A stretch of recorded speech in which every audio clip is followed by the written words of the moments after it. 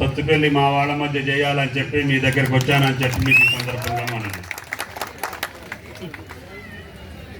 ఎందుకంటే సామాన్యుడిని అయినటువంటి నాకు సుదీర్ఘకాలం ఈ రాష్ట్ర అభివృద్ధిలో భాగం పంచుకునే అవకాశాన్ని, శక్తిని, ఆ యొక్క స్థానాన్ని ఇచ్చినటువంటి మొదటి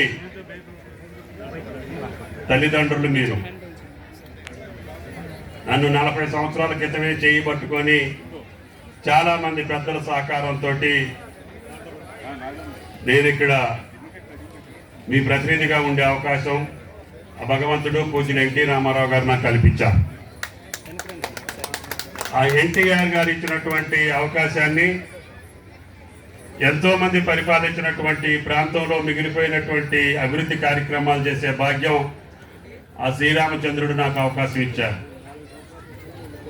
అందుకని ఈ నియోజకవర్గంలో ఎన్టీఆర్ కాలువతోటి పాటు అనేక ఎత్తిపోతల పథకాలతోటి పాటు నాగార్జున సాగర్ చివరి భూములు ఉన్నటువంటి అన్ని ప్రాంతాలకి నీడనిచ్చి చెక్ డ్యాములు నిర్మాణం చేసి, చెరువులు నిర్మాణం చేసి, ప్రాజెక్టులు నిర్మాణం చేసి సత్తుపల్లి నియోజకవర్గానికి ఉన్నటువంటి కీర్తిని, ప్రతిష్టని, దీనికి ఉన్నటువంటి గౌరవాన్ని నిలపడం కోసం ఒక యజ్ఞంలాగా, ఒక తపస్సులాగా మీరు అవునన్నప్పుడు, కాదన్నప్పుడు, మీరు ఆశీర్వదించినప్పుడు, అభిశంసించినప్పుడు ఎప్పుడూ కూడా మీకు నాకు అనుబంధంతో నేను ఈ రాజకీయాల్లో మనగలుగుతున్నా.